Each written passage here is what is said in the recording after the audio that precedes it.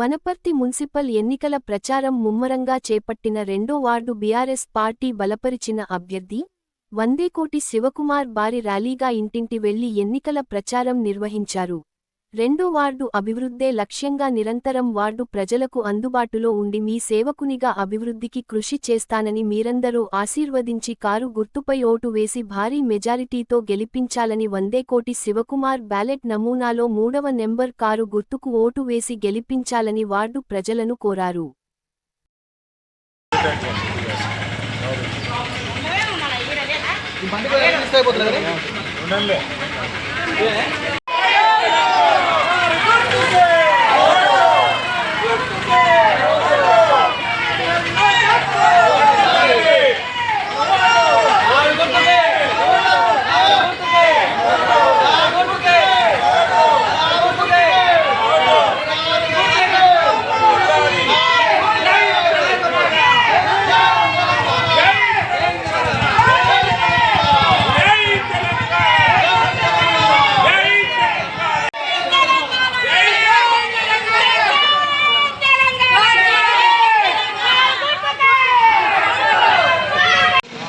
Wanaparthy municipality ఎన్నికలలో భాగంగా రెండో వార్డు అభ్యర్థి శివకుమార్తో ప్రత్యేక ఇంటర్వ్యూ. రెండో వార్డులో బీఆర్ఎస్ ప్రభుత్వం బీఆర్ఎస్ పార్టీ బలపరిచిన అభ్యర్థిని నేను. నా పేరు వి శివకుమార్. రెండో వార్డు కౌన్సిలర్గా పోటీ చేస్తున్నాను. గతంలో కూడా పోటీ చేశాను. స్వల్ప ఓట్లతో ఓడిపోయాను. ఇప్పుడు మళ్ళీ నాకు అవకాశం ఇచ్చింది పార్టీ. ఎందుకంటే నేను 12 ఏళ్ళ నుంచి నేను ఇక్కడనే పార్టీనే ఉండి నమ్మకంగా ఉన్నందుకు మళ్ళీ నాకు ఒక అవకాశం ఇచ్చారు. రెండో వార్డు ప్రజలు ముఖ్యంగా పనిచేసే వాళ్ళని గుర్తించి గతంలో ఏమేమి చేసిందో, ఎవరెవరితో ఎంత మంచిగా ఉన్నారు, వార్డులో తిరిగి ఏం పనులు చేసిందని గుర్తించి ఓటు వేసి అందరూ గెలిపించవలసిందిగా కోరుతున్నాను. ప్రతి ఇంటికి వాళ్ళ మీ మధ్యనే తిరుగుకుంటూ ఉంటాను. మీతోనే ఉంటాను. ఏ సమస్య వచ్చినా మీ ముందు ఉంటాను. నాకు కావున నాకు ఓటేసి, మీ అమూల్యమైన ఓటేసి గెలిపించగలరని నేను కోరుకుంటున్నాను. రెండో వార్డు బీఆర్ఎస్ పార్టీ అభ్యర్థిగా శివకుమార్ ఉన్నాడు. శివకుమారు గతంలో కూడా బీఆర్ఎస్ పార్టీ నుంచే అప్పుడు ఓడిపోయాడు. గతంలో మనం ఏం అభివృద్ధి చేసిండు టీఆర్ఎస్ ప్రభుత్వం ఉన్నప్పుడు, దాని గురించి వివరిస్తాను. బీఆర్ఎస్ ప్రభుత్వం ఉన్నప్పుడు మా ప్రభుత్వంలో నేను ఈ వార్డులో గెలవకున్నా కూడా నేను అనేక అభివృద్ధి పనులు చేశాను. ఇంకోటి కళ్యాణ లక్ష్మి కానీ, షాదీ ముబారక్ కానీ, సీఎం పేదలకు ఏమైనా హాస్పిటల్ పరంగా ఇబ్బందులు అయితే సీఎం రిలీఫ్ ఫండ్ చెక్కులు సార్ దగ్గర ఎల్ఓసీలు పెట్టించి చాలా కుటుంబాలకు నేను సహాయం చేశాను. ప్రభుత్వం తరపు నుంచి మనకు సింగిరెడ్డి నిరంజన్ రెడ్డి మాజీ మంత్రి గారు ఉన్నారు. ఎందుకంటే ఆయన చాలా మేధావి, చదువుకున్న ఒక ఊరిని, ఒక జిల్లాని ఎలా మార్చాలో, ఎలా అభివృద్ధి చేయాలో అన్ని విషయాలు తెలుసు. కాబట్టి మేము ఆయన వెంబడే ఉన్నాం. 15 ఏళ్ళ నుంచి ఆయన వెంబడే ఉన్నాం. కాబట్టి మళ్ళీ గుర్తించి నీ ఉంటేనే మళ్ళీ ఇక్కడ గెలుపు సాధ్యం అని చెప్పి నాకు మళ్ళీ టికెట్ ఇవ్వడం జరిగింది. నేను అదేవిధంగా ఇక్కడ ప్రచారంలో కానీ జనాల్లో కానీ నాకు చాలా ఆదరణ లభిస్తుంది. అందరూ పోయినసారి నీవు ఓడిపోయినావు, బాధ ఉంది మాకు కూడా, ఈసారి ఖచ్చితంగా ఓటేసి గెలిపిస్తాము అని నాకు నమ్మకంగా మాట ఇచ్చిండ్రు. అదే మాటతోనే నేను గెలిచినా కూడా తర్వాత నేను ఈ వార్డుని ఎక్కడ ఎక్స్పెక్ట్ పోను, ప్రతి ఒక్కరి వెంటనే ఉంటాను. వాళ్ళ సమస్యలు ఏదున్నా వాళ్ళ ఇంటి ముందు ఉంటాను. గతంలో కూడా ఇక్కడ 25 సంవత్సరాల నుంచి ఒకే వ్యక్తి ఉంటున్నాడు. ఆయన నిరంకుశ పాలన చేస్తున్నాడు. 25 సంవత్సరాల నుంచి ఉన్నాడు. ఆయన మాయమాటలు చెప్పి ప్రజలని ఆయన వెంట తిప్పుకొని అందరినీ చీకటి వైపు తీసుకుపోతున్నాడు. యువతని కూడా చీకటి వైపు తీసుకుపోతున్నాడు. అంతే, యువతకి ఒక వెలుగు చూపించకుండా ఏదో ఉపాధి అవకాశాలు కానీ, విద్యా అవకాశాలు కానీ, ఇలాంటివి జాబ్స్ కానీ ఎలాంటివి ఇప్పించకుండా, ఎలాంటి మోటివేషన్ చేయకుండా వాళ్ళని చీకట్లో దుప్పుతున్నాడు. ఎంతసేపు ఉన్న ఓట్లు వచ్చినప్పుడు వాళ్ళు తిప్పుకోవడం, మిగతా 5 సంవత్సరాల తర్వాత మళ్ళీ కనిపించకపోవడం. ఒక్క ఇంటికి ఇంతవరకు 10 ఏళ్ళు వాళ్ళు పాలన చేసినా ఇక్కడ ఒక్కరోజు కూడా ఒకరింటికి పోయిన దాఖలు లేవు. ప్రతి ఒక్కరు అదే చెప్తున్నారు. ఇప్పుడు కూడా ప్రధాన సమస్య వార్డుల అక్కడక్కడ మొత్తం పాతవి టాయిలెట్స్ అవి ఉన్నాయి ప్రభుత్వాన్ని, అవి మొత్తం మురికి కుంటలాగా అయిపోయినవి. సీసీ రోడ్లు కానీ ఇంకోటి మన ఏరియాలో చిన్న చిన్న సందులు ఉన్నాయి, మోర్లు వల్ల చాలా గలీజ్గా ఉన్నాయి. మెయింటెనెన్స్ అయితే లేదు కౌన్సిలర్ నుంచి.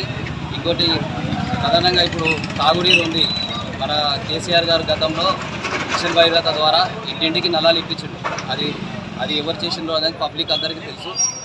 మిషన్ భగీరథ ద్వారా అందరికి ఇంటింటికి నుంచి నల్లాల కలెక్షన్ ఇచ్చి మంచినీళ్ళ సౌకర్యం కల్పించిండు. అప్పుడు నీళ్ళ పోవాలంటే చాలా దూరం పోయి బిందెలు ఎత్తుకొని వచ్చి వస్తుంది. ప్రతి ఇంటికి గడప ముందర నల్ల ఉంది. అది కేసీఆర్ గారి అభివృద్ధి, కేసీఆర్ గారి పుణ్యమే. నిరంజన్ రెడ్డి గారు కూడా అదేవిధంగా పనులు చేశాడు. అదేవిధంగా ఇప్పుడు తాగునీరు అసలు సరిగా వస్తలేదు. తాగునీరు రాకుండా ఇప్పుడు ఉప్పు నీరు ఇడుస్తున్నారు. ఇప్పుడు ప్రజలు కూడా అదే చాలా ఆగ్రహంగా ఉన్నారు. ఉప్పు నీళ్ళు వస్తున్నాయి, మేము ఏం చేయాలి? ఇంటింటికి పోతే ఉప్పు నీళ్ళు వస్తున్నాయి. అప్పుడు రామన్పాడు నీళ్ళు వస్తుండే, మంచిగా ఉండే నీళ్ళు. ఇప్పుడు ఉప్పు నీళ్ళు వస్తున్నాయి. మాకు ఈ సమస్య నుంచి చాలా ఇబ్బందులు అయితే నాకు గొంతు నొప్పులు వేస్తున్నాయి, జ్వరాలు వస్తున్నాయి పిల్లలకు అని చెప్పి చెప్తున్నారు. రామన్పాడు నీళ్ళు నది నీళ్ళు అంటే మంచిది ఆరోగ్యానికి. ఎందుకంటే ఎన్నో నదులు దాటుకుంటూ మనకు వస్తాయి నీళ్ళు. ఆ నీళ్ళని మనం ఫిల్టర్ చేసి తాగడం వల్ల మనకు చాలా ఆరోగ్య బెనిఫిట్లు ఉన్నాయి. ఇది కాకుండా ఇలాంటి చిన్న చిన్న మౌలిక వసతులు తీర్చకుండా డైరెక్ట్ ఓట్ల కోసం వస్తున్నారు. అందుకే 25 ఏళ్ళ పాలనని ఈ వార్డులో తిరస్కరిస్తున్నారు అందరు ప్రజలు. ఖచ్చితంగా కొత్త వాళ్ళకి అవకాశం ఇస్తారంటున్నారు. అందులో బీఆర్ఎస్ పార్టీకే ఎక్కువ నమ్మకం ఉంది ప్రజల మీద. ఎందుకంటే ఇప్పుడు మన నల్ల చెరువు ఉంది, రోడ్డు కానీ మన వార్డులో రోడ్డు కూడా కొత్త రోడ్లు వేయించడం జరిగింది. కొంతమందికి నష్టం జరగవచ్చు పేదలకు, కానీ వాళ్ళకి డబుల్ బెడ్రూమ్ ఇచ్చిండు. సార్ ఏదో మనకున్న ఒప్పించి మాట్లాడించిండు. 60 ఏళ్ళ నుంచి ఏ నాయకుడు చేయండి మన సింగిరెడ్డి నిరంజన్ రెడ్డి సార్ మాజీ మంత్రి గారు వచ్చినాకనే వాళ్ళతో ఒప్పించి రోడ్డు కటింగ్ చేయడం జరిగింది. అదేవిధంగా ఈ నల్ల చెరువు ఒకప్పుడు మనిషి చనిపోతే కూడా ఒకరు కూడా కనిపించకుండా వాళ్ళని ఎత్తుకునే పరిస్థితులు ఉండే నల్ల చెరువు కట్టగిన కానీ ఈ మన వనపర్తి ఏరియాలో ఉన్న చెరువుల మీద. అలాంటి చెరువులని ఇప్పుడు ఒక ముసలైన కూడా నడుచుకొని ధైర్యంగా నిలబడి ఆడ ఉండే అవకాశం చేసిండు మన బీఆర్ఎస్ ప్రభుత్వం. అదేవిధంగా ప్రజలు కూడా ఆలోచించాలి. ఈ ప్రభుత్వం ఏం చేసింది అనేది కళ్ళ ముందు ఉంది కాబట్టి మీరు అందరూ ఆదరించాలి. ఖచ్చితంగా మీరు బీఆర్ఎస్ పార్టీని ఆదరించి ఓటేసి గెలిపించాలని కోరుతున్నాము. రెండో వార్డులో నేను గత 10 ఏళ్ళగా పనిచేస్తున్నా. కొంచెం ఇంటి సమస్యల వల్ల కొంచెం నాకు ఇబ్బంది కొంచెం ఉండింటే అయినా కూడా నేను నా ఇబ్బంది నిలిచిపెట్టి కూడా నేను ప్రజల కోసం ముందుంటా పని చేయడానికి. నన్ను దీవిస్తారని నేను రెండో వార్డు ప్రజలకు వేడుకుంటున్నాను. నాకు ఖచ్చితంగా బీఆర్ఎస్ పార్టీకి నా పేరు బి శివకుమార్, ముందూరు శివకుమార్. రెండో వార్డులో కౌన్సిలర్ అభ్యర్థిగా పోటీ చేస్తున్నాను. నన్ను గెలిపించాలని అందరినీ కోరుతున్నాను. అందరికీ నమస్కారం. అయితే ఇప్పుడు రెండో వార్డు ప్రజలకు నేను ఒక్కటే ముఖ్యమైన విషయం చెప్పదలుచుకున్నాను. ఇప్పుడున్న ప్రభుత్వం కాంగ్రెస్ ప్రభుత్వం అన్ని అబద్ధపు హామీలు చెప్పి ప్రజలను మభ్యపెట్టి మోసం చేసింది. మూడేళ్ళు కావస్తుంది. ఇప్పుడు 2 ఏళ్ళు అయిపోయి 3 ఏళ్ళు కావస్తుంది. ఒక్క హామీని కూడా నెరవేర్చలేదు. ఇంకోటి మహిళలకు ఇంట్లో ఉన్నా సరే నేను పింఛన్ అయితే ముసలోళ్ళకే ఇస్తున్నాం, ప్రతి మహిళకు కూడా మేము 2500 ఇస్తామని చెప్పి అది కూడా ఎగరగొట్టిండ్రు. ఇంకోటి మన కళ్యాణ లక్ష్మి షాదిముబారకు వాళ్ళకు తులం బంగారు ఇస్తా అని చెప్పి కూడా అది కూడా మోసం చేసింది. ముఖ్యంగా మహిళలకు ఆశ పెట్టి చెప్పి వాళ్ళని ఓట్లు వేయించుకొని ఇప్పుడు మహిళలకు మోసం చేసేదంటే వాళ్ళు చాలా కోపం మీద ఉన్నారు. ప్రతి ఇంటికి పోయినా కూడా మాకు ఇవే చెప్తున్నారు, మాకు ఇది చేస్తా అది చేస్తా అని చెప్పి అబద్ధాలు చెప్పి గెలిచిండ్రు. ఇప్పుడు వచ్చింది ఈ కాంగ్రెస్ వాళ్ళు ఎక్కడొచ్చినా మేము నిలదీసి అడుగుతాము, మాకు ఇవ్వాల్సినవి ఇవ్వండి మేము ఓట్లు వేస్తామని అంటున్నారు మేము ప్రతి ఇంటికి పోతే. అదేవిధంగా బీడీ కార్మికులకు, ఆటో డ్రైవర్ల అన్నలకు, ఇంకా మన ముసలి వాళ్ళకు అందరికీ 4000 పింఛన్ ఇస్తున్నాడు. 2000 నుంచి 4000 చేస్తున్నాడు, చేయలేదు. ఇన్ని అబద్ధాలు చెప్తున్న కాంగ్రెస్ని ప్రజలు అప్పుడు చెప్పిన మాట ఇదే నమ్మిండ్రు. ఇప్పుడు ఎవరు నమ్మతలేరు. ఈసారి మన బీఆర్ఎస్ పార్టీకే వాళ్ళందరూ మద్దతు తెలుపుతున్నారు. ఈ కాంగ్రెస్ వాళ్ళు అన్ని అబద్ధాలు చెప్తున్నారు. వాటర్ సరిగ్గా ఇస్తలేరు. ఇంకోటి ఒక ఫ్రీ బస్ ఇచ్చిండ్రు.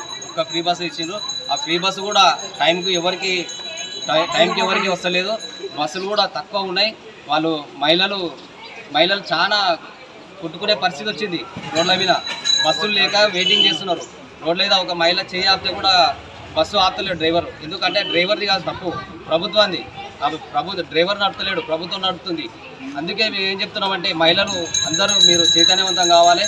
మీకు బస్సు కూడా రోడ్డు మీద చేయి పెడితే ఆపుతలేరని అంటే ఈ ప్రభుత్వం ఎంత దౌర్జన్యం చేస్తుందో మీరు ఆలోచించాలి. అదేవిధంగా చదువుకున్న ప్రతి మహిళకి, విద్యార్థినికి స్కూటీ ఇస్తున్నాడు. ఆ స్కూటీ కూడా ఇంతవరకు ఇవ్వలేదు. ఒక్కరికి ఇచ్చిన దాఖలాలు లేవు. రైతు బంధు ఇలాంటివి అన్ని మోసాలే ఉన్నాయి. దివ్యాంగులకు 6,000 పెన్షన్ ఇస్తున్నాడు, అది ఇవ్వలేదు. ఇలా చాలా ఉన్నాయి, చెప్పుకుంటూ పోతే చాలా ఉన్నాయి. ఈ ప్రభుత్వం అన్ని అబద్ధాలు చెప్తుంది. ఇందిరమ్మ ఇల్లు అవి కూడా వాటిలో 1-2 కానీ బిల్లులు పడక చాలామంది ఇబ్బందులు పడుతున్నారు.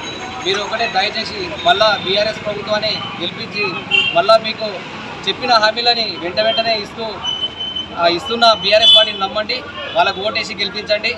పెద్ద ఎత్తున మీరు తరలిరండి, బీఆర్ఎస్ పార్టీకి ఓటేయండి. Teluguwada ZPHS Teluguwada high school అక్కడనే మన బూత్ ఉంది. ఈ 2వ వార్డులో పోటీ చేస్తున్న బీఆర్ఎస్ అభ్యర్థిని ఈ శివకుమార్ని అందరూ నన్ను వార్డు ప్రజలు ఆదరించి ఓటేసి గెలిపించాలని కోరుకుంటున్నాను. మన బ్యాలెట్లో నమూనాలో మనది కారు గుర్తు 3వ నెంబరు. ఆ 3వ నెంబర్ మీద మీరు అత్యధికంగా ఓట్లేసి గెలిపించి నన్ను ఆశీర్వదించాలని కోరుకుంటున్నాను.